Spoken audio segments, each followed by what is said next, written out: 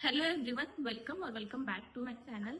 अभी जो यूपीएससी का पेपर हुआ है कल का, वो सभी बच्चों को इतना टफ लगा है। पेपर बहुत ज्यादा टफ था एंड पूरा पेपर पैटर्न शिफ्ट कर दिया। जो भी बच्चे पढ़ के गए थे, लक्ष्मीकांत पूरा रट के रखा था। क्योंकि लोग जो होते हैं, हम जैसे जो पढ़ाई करते हैं, पूरे 4-5 साल हमारे इस एग्जाम के लिए लगा देते हैं। कोई भी ये नहीं सोचता है कि हम कैसे दिख रहे हैं, कितने मोटे हो गए हैं, कुछ भी खाते हैं, कैसे भी रहते हैं। दिल्ली में बच्चे रह रहे हैं, पूना में रह रहे हैं, तो ऐसे अपने गांव से जाकर लोग अलग अलग जगह पे रह रहे हैं और उस पढ़ाई के लिए सब कुछ सैक्रिफाइस कर रहे हैं। क्योंकि किसी की शादी है, किसी का बर्थडे है, कुछ भी है, तो सभी लोग बोल देते हैं मम्मी पापा को कि हमारे तक आने ही मत दो वो चीज। एंड फिर पेपर निकलता है ऐसा। बहुत सारे बच्चों का यही ओपिनियन है कि क्या हमने ऐसा एग्जाम लिखने के लिए इतनी सारी प्रिपरेशन की है। आधे से ज्यादा बच्चे जो पढ़ाई कर रहे हैं, उन्होंने 3-3, 4-4 महीने से फोन नहीं देखा होगा कि क्या अलग चीजें चल रही है एक्सेप्ट पढ़ाई पढ़ाई के करंट के वगैरह उसके रिलेटेड वो छोड़ के कुछ भी उन्होंने दूसरा मोबाइल में नहीं देखा है, ना ही कोई एंजॉयमेंट की है। आईआईटी के जो टॉपर्स है, उनका एक वीडियो मैंने देखा कि उनकी जो डिग्री हुई है वो आईआईटी से हुई है एंड वो प्रिपेयर कर रहे हैं 8 साल से। और उनका भी श्योर नहीं है कि उनका पेपर निकलेगा कि नहीं निकलेगा, जबकि उन्होंने 2 मेंस लिख के रखे थे पहले ही और उनका लास्ट अटेम्प्ट है। अभी ऐसे बच्चों ने क्या करना चाहिए? फर्स्ट ऑफ ऑल तो आप इतना पेपर का बहुत ज्यादा अभी उस पर कुछ रिव्यूज देखो एंड ये सब करने से अच्छा है कि आप जब भी प्लान ए और प्लान बी पे काम कर रहे हो, तो साथ में आपके पास जो भी प्लान बी है ना, वो भी बहुत स्ट्रांग होना चाहिए।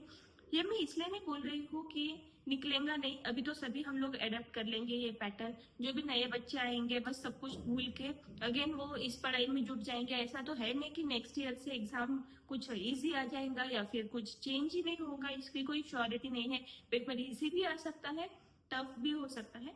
बट एक बात यहाँ पे समझने की जरूरत है कि जो पेपर आया है ना, तो वो हम लोगों ने इसको ये किया है कि बहुत टफ पेपर आया। यस, पेपर टफ है, लेकिन हम लोग करते भी क्या है कि इस भी कोचिंग का पढ़ लो, वो भी पढ़ लो, वो भी पढ़ लो, वो भी पढ़ लो। आप लोगों ने अगर देखा होगा तो पीआईबी से सीधे सीधे 29 क्वेश्चंस बन रहे थे। हम लोग पढ़ते ही नहीं है। जिन भी बच्चों ने पढ़ा होगा उनको थोड़ा सा गेस वर्क करके वो पेपर सॉल्व कर सकते थे। 29 क्वेश्चन वहां से। लक्ष्मीकांत से तो मुझे नहीं लगता है कि कोई क्वेश्चन आए, बहुत ही डिटेल, बहुत अलग सा ही पेपर था। लेकिन बाकी के जो सोर्सेस हैं, तो न्यूज़पेपर से क्वेश्चंस बने हैं, तो ऐसे ही 40 to 50 क्वेश्चंस जो है वो थे, डुएबल थे। बट कब डुएबल थे? अगर आप लोगों को वो चीज पता है, कुछ उसका बैकग्राउंड पता है। अभी जिनका भी प्रीलिम्स निकलेगा, मैं ऐसे नहीं बोल रही हूँ कि पेपर इजी था, पेपर सिलेबस के बाहर से नहीं आया। मैं ये कहना चाह रही हूँ कुछ बेसिक चीजें जो हमारी प्रिपरेशन में जरूरी होती है, उसके तरफ पे हम लोगों को ध्यान देना चाहिए, रादर देन सिर्फ कोचिंग का मटेरियल उठा लिया, मॉक्स लगा ली। हर बच्चे का ये मानना है कि पेपर देते वक्त ऐसे लग रहा था कि मॉक सॉल्व कर रहे हैं। एंड जब भी हम लोग ऐसी कोई मॉक देते हैं, तो हम लोग जल्दी से तुरंत ही जज कर देते हैं कि ऐसा तो पेपर आएगा ही नहीं। बट सभी लोग बहुत शौक है कि इतना डेंजर पेपर आ गया। तो अभी वो हो चुका है। इसमें से भी कुछ बच्चे जो है वो मेंस लिखेंगे एंड कुछ ऑफिसर्स बनेंगे। तो कुछ लोगों का प्रीलिम्स क्वालिफाई होना ही है।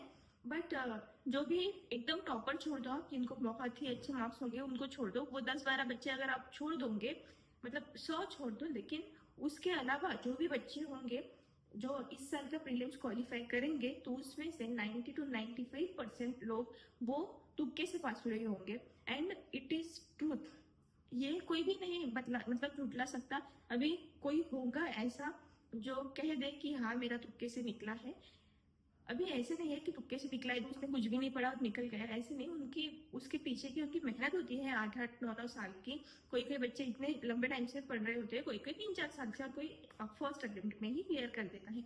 तो ये जो एग्जाम है, इसकी थोड़ी सी जो पेपर पैटर्न चेंज हुआ है, 23 में हुआ था, 26 में हुआ है अभी। तो 23 में तो भी चलो इतनी लेवल उन्होंने नहीं बढ़ाई थी, पेपर डुएबल था 23 का। इस वीडियो के माध्यम से मैं आप लोगों को ये कहना चाह रही हूँ कि जो आपकी प्रायोरिटीज है ना एग्जाम की, तो वो होनी चाहिए।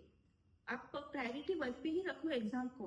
बट अगर आप 24-25 है तो थोड़ा सा आप शिफ्ट कर सकते हो प्लान बी की तरफ। अभी प्लान बी मतलब ओनली आप कुछ बिजनेस करो वगैरह, ऐसे में सजेस्ट नहीं कर रही होंगी, क्योंकि मोस्ट ऑफ द जो बच्चे हैं ना हमारे यहाँ पे आते हैं यूपीएससी एमपीएससी की तैयारी के लिए, वो ह्यूमैनिटीज बैकग्राउंड के होते हैं जनरली, और बहुत कम लोग होते हैं जो दूसरे बैकग्राउंड से आते हैं। मतलब कुछ डॉक्टर्स होते हैं, कुछ इंजीनियर्स होते हैं, और बहुत सारे बैकग्राउंड से आते हैं, लेकिन जो रेशियो है वो ज्यादा ह्यूमैनिटीज बैकग्राउंड का है। तो वो आगे चल के क्या ही करेंगे, क्योंकि उन्होंने तो सपना ही यही देखा है कि यही करेंगे और यही हो जाएगा।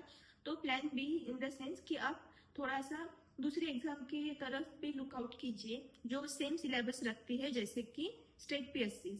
अगर हम स्टेट पीएससी के पेपर देते हैं और निकलते हैं तो वेल एंड गुड, तो हम लोग उसके साथ इसकी तैयारी कर सकते हैं।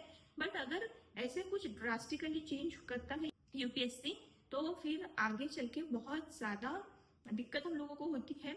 एंड ऐसा कोई बच्चा नहीं होगा जो सीरियसली पढ़ रहा है ना, उसने एक एक पेज ना रटा हो, एक एक लाइन ना रटी हो, पूरा मैपिंग ना याद किया हो, ऐसा कोई भी नहीं होगा जो भी सीरियस कैंडिडेट है उन्होंने। फिर भी उनके साथ ऐसा हो रहा है। कोई भी शादी अटेंड नहीं की है, किसी ने कुछ भी नहीं किया है। मैंने पहले भी बोला है कि पूरा एंजॉयमेंट छोड़ के, मतलब ऐसे ऐसे लोग हैं कि जस्ट डिग्री कंप्लीट हुई, मेरे भी साथ ऐसे ही हुआ है, जस्ट डिग्री कंप्लीट हुई और फिर हम लोग लग जाते हैं इस प्रिपरेशन के लिए। ना ही कोई मास्टर्स करता है, कुछ कुछ लोगों ने किया होगा, कुछ कुछ नहीं करते हैं। मोस्ट ऑफ द मास्टर्स नहीं करते हैं फॉर प्रिपरेशन, उनको लगता है कि 2-3 साल में हो जाएगा।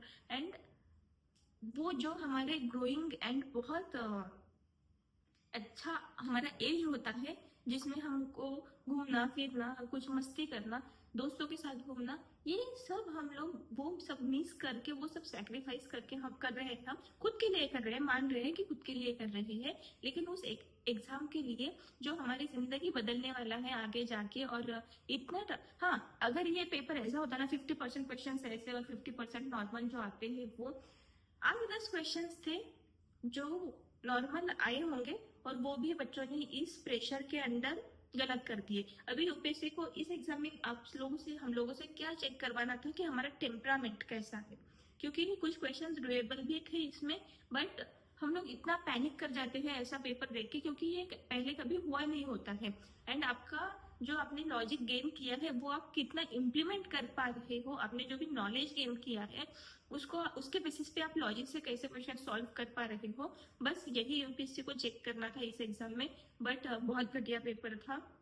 हम लोगों को फिर से एग्जाम देना ही है, तो जिन जिन बच्चों को एग्जाम देना है वो प्लीज अभी ये सब भूल के सिर्फ इसी में ना अड़के रह के हमारी जो भी आगे की प्रिपरेशन है वो करें। ये मैं एक फ्रेंडली सजेशन आपको देना चाहूंगी। एंड किसी भी कोचिंग के अंदर, मतलब कोचिंग वाले क्या करेंगे ना, आपको 8-10 दिन सिंपैथी देंगे, उसके बाद फिर उन लोगों का बिजनेस है, उन लोग को वो चलाना है। तो वो आप लोगों को फिर बताएंगे कि हम लोगों ने यहाँ से ये, मतलब जो भी अभी 26 का पेपर है तो उसको अडेप्ट कैसे करना है, हम लोग ये सिखाएंगे। हम लोग उस तरह से पेपर की प्रिपरेशन लेके जाएंगे। और अभी आपको क्लास इंपॉर्टेंट ही है लगाना, ये सब होता है और ये सब होगा। तो इस सब में ना अड़क के ना, आपकी जो भी प्रिपरेशन है जैसे भी चल रही है वैसे चलने दीजिए। एंड जिन भी बच्चों ने मैं कह रही हूँ इस साल प्रीलिम्स नहीं दिया है, एंड उन्होंने सोचा कि हम हमारा एक ये अटेम्प्ट सेव करते हैं, जैसे कि मैंने ये सोचा था, वैसे बहुत सारे लोगों को मैंने देखा है कि इस साल का अटेम्प्ट स्किप किया है, तो वो बहुत लकी है। आप लक फैक्टर मानो या ना मानो, लक फैक्टर सिर्फ आपके जब आप रूम में हो और एग्जाम लिख रहे हो तभी काम नहीं करता है, ऐसे भी होता है। तो जो भी बच्चों ने ये एग्जाम नहीं दिया है वो खुद को बहुत लकी माने। एंड यस, नेक्स्ट एग्जाम के लिए, नेक्स्ट ईयर के लिए प्रिपरेशन कीजिए। So thank you for watching this video. Bye bye.